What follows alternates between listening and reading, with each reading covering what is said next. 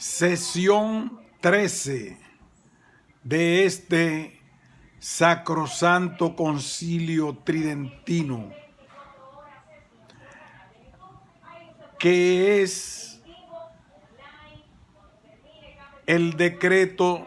sobre el Santísimo Sacramento de la Eucaristía. Aunque el Sacrosanto Ecuménico y General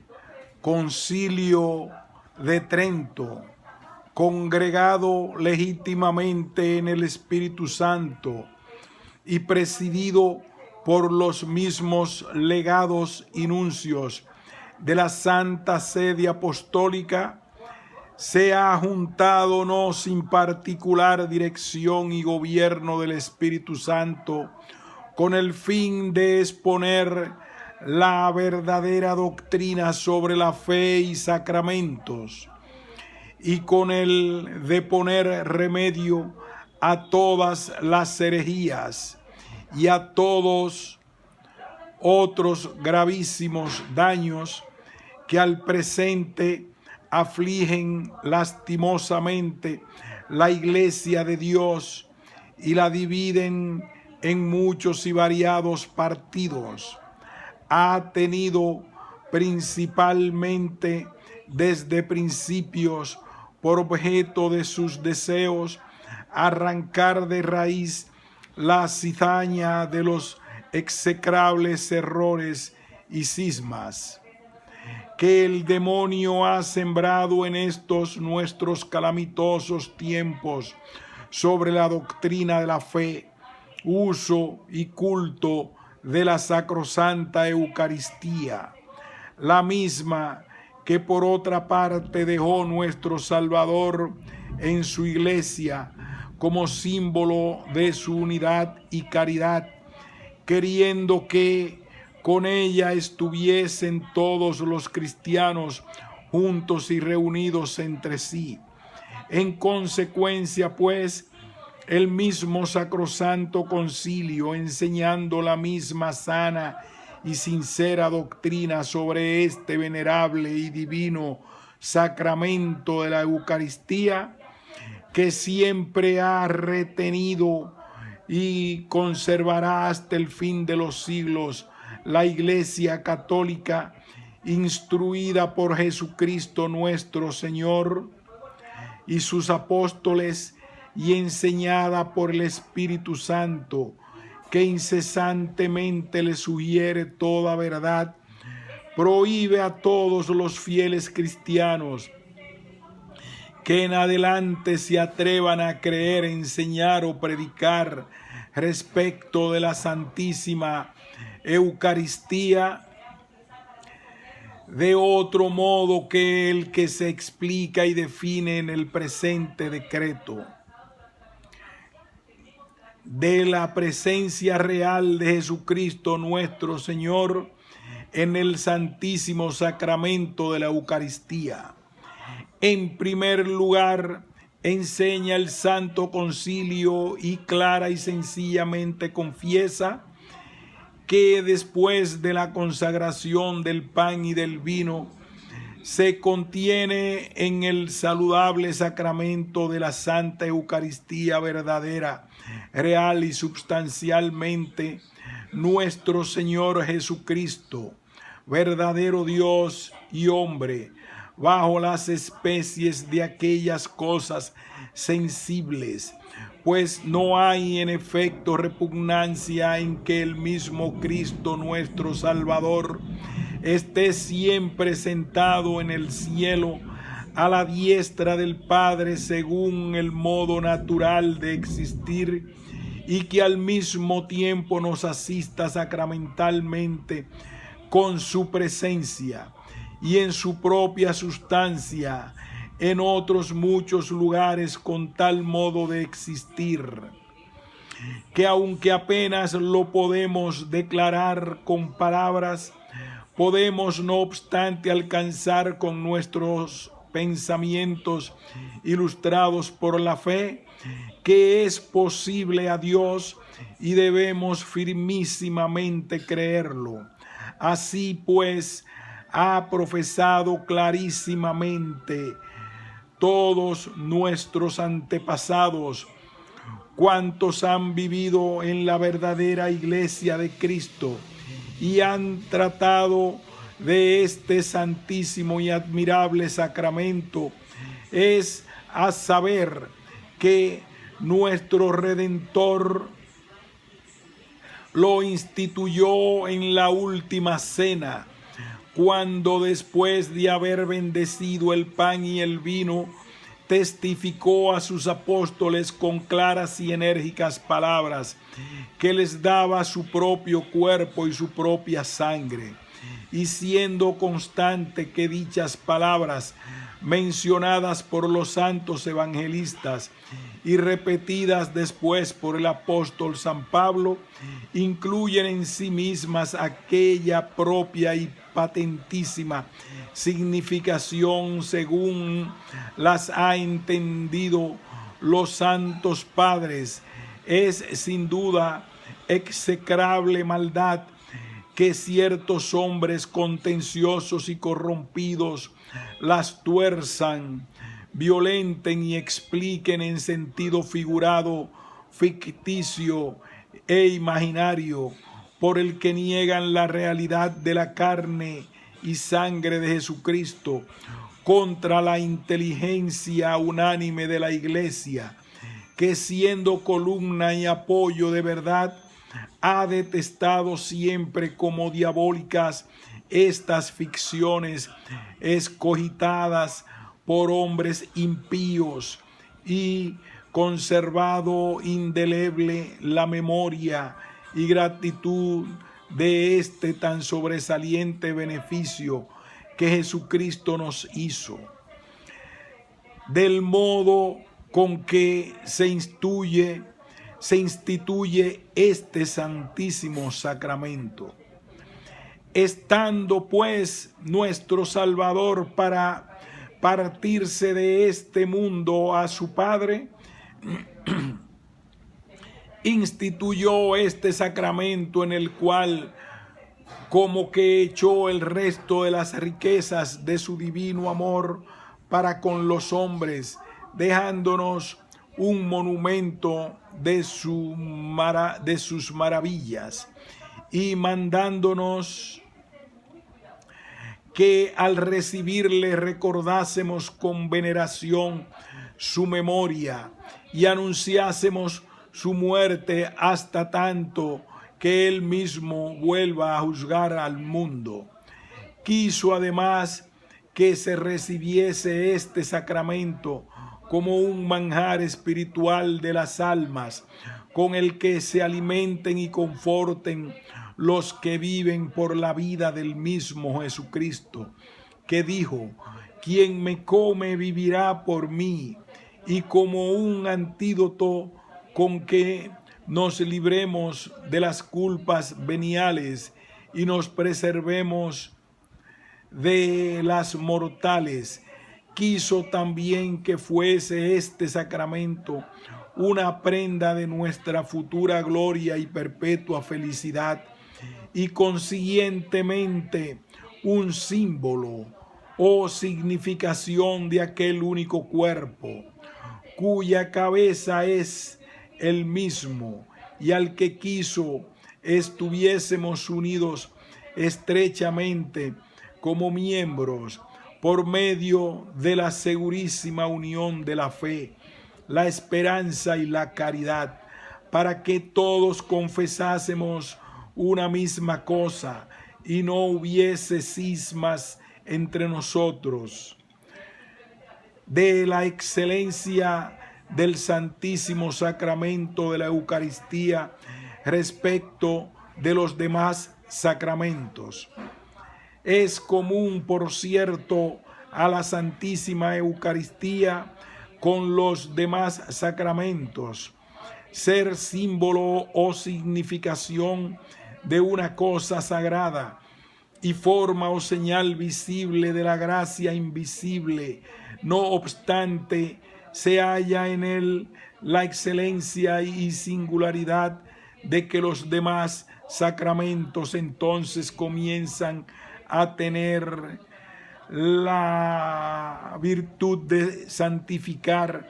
cuando alguno usa de ellos, mas en la Eucaristía existe el mismo autor de la santidad antes de comunicarse, pues aún no habían recibido los apóstoles la Eucaristía de mano del Señor, cuando Él mismo afirmó con toda verdad que lo que les daba era su cuerpo, y siempre ha subsistido en la Iglesia de Dios esta fe de que inmediatamente después de la consagración existe bajo las especies de pan y vino el verdadero cuerpo de nuestro Señor y su verdadera sangre, juntamente con su alma y divinidad. El cuerpo, por cierto,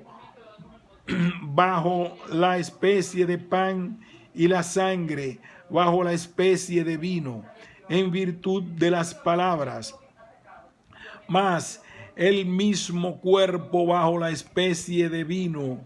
y la sangre bajo la de pan, y el alma bajo las dos, en fuerza de aquella natural conexión y concomitancia por la que están unidas entre sí las partes de nuestro Señor Jesucristo, que ya resucitó de entre los muertos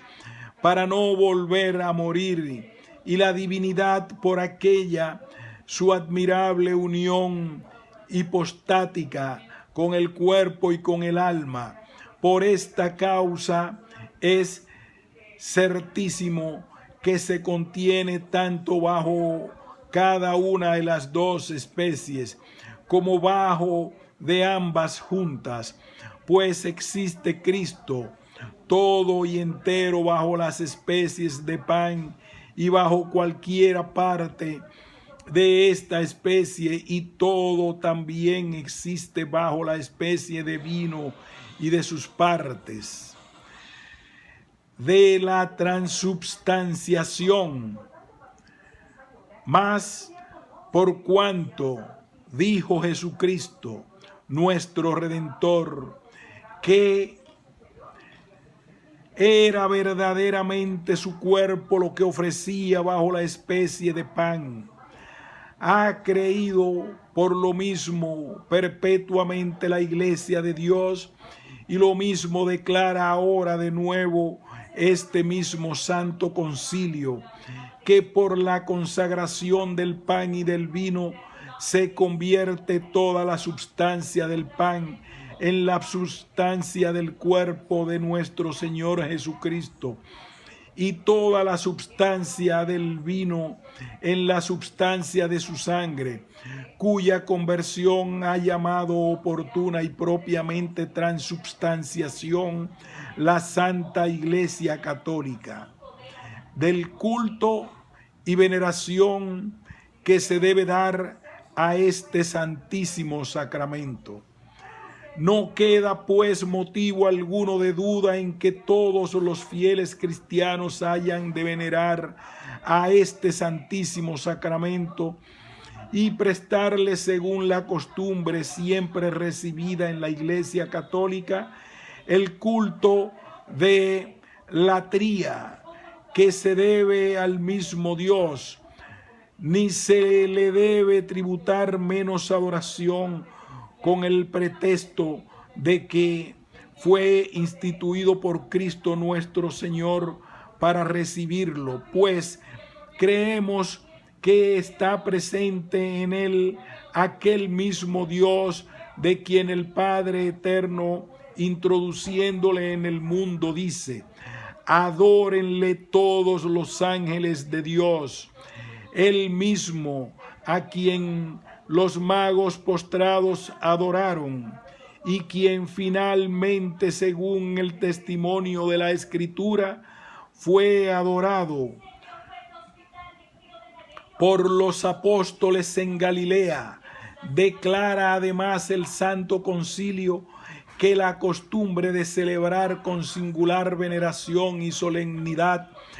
todos los años, en cierto día señalado y festivo, este sublime y venerable sacramento y la de conducirlo en procesiones honorífica y reverentemente por las calles y lugares públicos, se introdujo en la Iglesia de Dios con mucha piedad y religión. Es sin duda muy justo que haya señalados algunos días de fiesta en que todos los cristianos testifiquen con singulares y exquisitas demostraciones la gratitud y memoria de sus ánimos respecto del dueño y redentor de todos, por tan inefable y claramente divino beneficio, en que se representan sus triunfos y la victoria que alcanzó de la muerte. Ha sido, por cierto, debido que la verdad victoriosa triunfe de tal modo de la mentira y herejía, que sus enemigos, a vista de tanto esplendor y testigos del grande regocijo de la Iglesia universal, o debilitados y quebrantados, se consuman de envidia, o avergonzados y confundidos vuelvan alguna vez sobre sí. Que se debe reservar el sacramento de la Sagrada Eucaristía y llevar a los enfermos. Es tan antigua la costumbre de guardar en el sagrario la Santa Eucaristía que ya se conocía en el siglo en que se celebró el Concilio Niceno. Es constante que, a más de ser muy conforme a la equidad y razón, se haya mandado en muchos concilios y observado por costumbre antiquísima de la Iglesia Católica, que se conduzca la misma Sagrada Eucaristía para administrarla a los enfermos, y que con este fin se conserve cuidadosamente en las iglesias. Por este motivo establece el Santo Concilio que absolutamente debe mantenerse tan saludable y necesaria costumbre de la preparación que debe preceder para recibir dignamente la Sagrada Eucaristía. Si no es decoroso que nadie se presente a ninguna de las demás funciones sagradas, sino con pureza y santidad, cuanto más notoria es a las personas cristianas la santidad y divinidad de este celeste sacramento. Con tanta mayor diligencia, por cierto, deben procurar presentarse a recibirle con grande respeto y santidad, principalmente constatándolos aquellas tan terribles palabras del apóstol San Pablo: quien come y bebe indignamente, come y bebe su condenación, pues no hace diferencia entre el cuerpo del Señor y otros manjares. Por esta causa se ha de traer a la memoria del que quiera comulgar el precepto del mismo apóstol: reconózcase el hombre a sí mismo. La costumbre de la Iglesia declara que es necesario este examen para que ninguno, sabedor de que está en pecado mortal, se pueda acercar, por muy contrito que le parezca hallarse, a recibir la Sagrada Eucaristía sin disponerse antes con la confesión sacramental. Y esto mismo ha decretado este Santo Concilio. Observen perpetuamente todos los cristianos y también los sacerdotes que por oficio estuviesen obligados a celebrar, a no ser que les falte confesor. Y si el sacerdote por alguna urgente necesidad celebrare sin haberse confesado, confiese sin dilación luego que pueda. del uso de este admirable sacramento. Con mucha razón y prudencia han distinguido nuestros padres respecto del uso de este sacramento 3 modos de recibirlo. Enseñaron pues que algunos lo reciben solo sacramentalmente, como son los pecadores, otros solo espiritualmente, es a saber, aquellos que recibiendo con el deseo este celeste pan, perciben con la viveza de su fe que obra por amor su fruto y utilidades. Los terceros son los que se le reciben sacramental y espiritualmente a un mismo tiempo, y tales son los que se preparan y disponen antes de tal modo que se presentan a esta divina mesa adornados con vestiduras nupciales. Mas al recibirlo sacramentalmente siempre ha sido costumbre de la Iglesia de Dios que los legos tomen la comunión de mano de los sacerdotes, y que los sacerdotes, cuando celebran, se comulguen a sí mismos, costumbre que con mucha razón se debe mantener por provenir de tradición apostólica. Finalmente, el Santo Concilio amonesta con paternal amor, exhorta, ruega y suplica por las entrañas de misericordia de Dios nuestro Señor a todos y a cada uno de cuantos se hayan alistados bajo el nombre de cristianos, que lleguen finalmente a convenirse y conformarse en esta señal de unidad, en este vínculo de caridad y en este símbolo de concordia, y acordándose de tan suprema majestad y del amor tan extremado de Jesucristo nuestro Señor, que dio su amada vida en precio de nuestra salvación y su carne para que nos sirviese de alimento. Crean y veneren estos sagrados misterios de su cuerpo y sangre con fe tan constante y firme, con tal devoción de ánimo y con tal piedad y reverencia, que puedan recibir con frecuencia aquel pan sobresubstancial, de manera que sea verdaderamente vida de sus almas y salud perpetua de sus entendimientos, para que, confortados con el vigor que de él reciban, puedan llegar del camino de esta miserable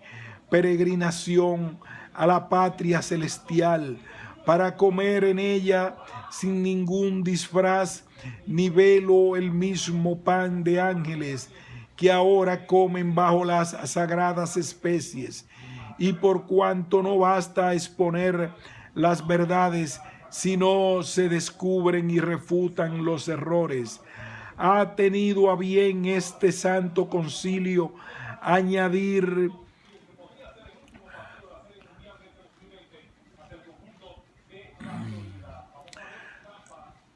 las partículas de cualquiera de las 2 especies, sea excomulgado. Si alguno dijere que hecha la consagración no está el cuerpo y la sangre de nuestro Señor Jesucristo en el admirable sacramento de la Eucaristía, sino solo en el uso mientras que se recibe, pero no antes ni después, y que no permanece el verdadero cuerpo del Señor en las hostias o partículas consagradas que se reservan o quedan después de la comunión, sea excomulgado. Si alguno dijere o que el principal fruto de la sacrosanta Eucaristía es el perdón de los pecados, o que no provienen de ella otros efectos, sea excomulgado. Si alguno dijere que en el santo sacramento de la Eucaristía no se debe adorar a Cristo, Hijo unigénito de Dios, con el culto del atria, ni aun con el externo, y que por lo mismo, si se debe venerar con peculiar y festiva celebridad, ni ser conducido solemnemente en procesiones según el loable y universal rito y costumbre de la Santa Iglesia, o que no se debe exponer públicamente al pueblo para que lo adore, y que los que le adoran son idólatras, sea excomulgado. Si alguno dijere que no es lícito reservar la sagrada Eucaristía en el sagrario, sino que inmediatamente después de la consagración se ha de distribuir de necesidad a los que estén presentes, o dijere que no es lícito llevarla honoríficamente a los enfermos, sea excomulgado. Si alguno dijere que Cristo, dado en la Eucaristía, solo se recibe espiritualmente y no también sacramental y realmente, sea excomulgado. Si alguno negare que todos y cada uno de los fieles cristianos de ambos sexos, cuando hayan llegado al completo uso de la razón, están obligados a comulgar todos los años, a lo menos en Pascua Florida, según el precepto de nuestra Santa Madre, la Iglesia, sea excomulgado. Si alguno dijere que no es lícito al sacerdote que celebra comulgarse a sí mismo, sea excomulgado. Si alguno dijere que sola la fe es preparación suficiente para recibir el sacramento de la Santísima Eucaristía, sea excomulgado. Y para que no se reciba indignamente tan grande sacramento y por consecuencia cause muerte y condenación, establece y declara el mismo Santo Concilio que los que se sienten gravados con conciencia de pecado mortal por contritos que se crean, deben para recibirlo anticipar necesariamente la confesión sacramental habiendo confesor. Y si alguno presumiere enseñar, predicar o afirmar con pertinencia lo contrario, o también defenderlo en disputas públicas, quede por el mismo caso excomulgado.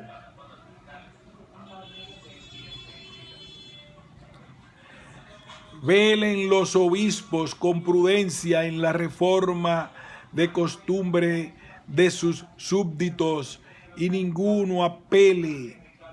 de su corrección.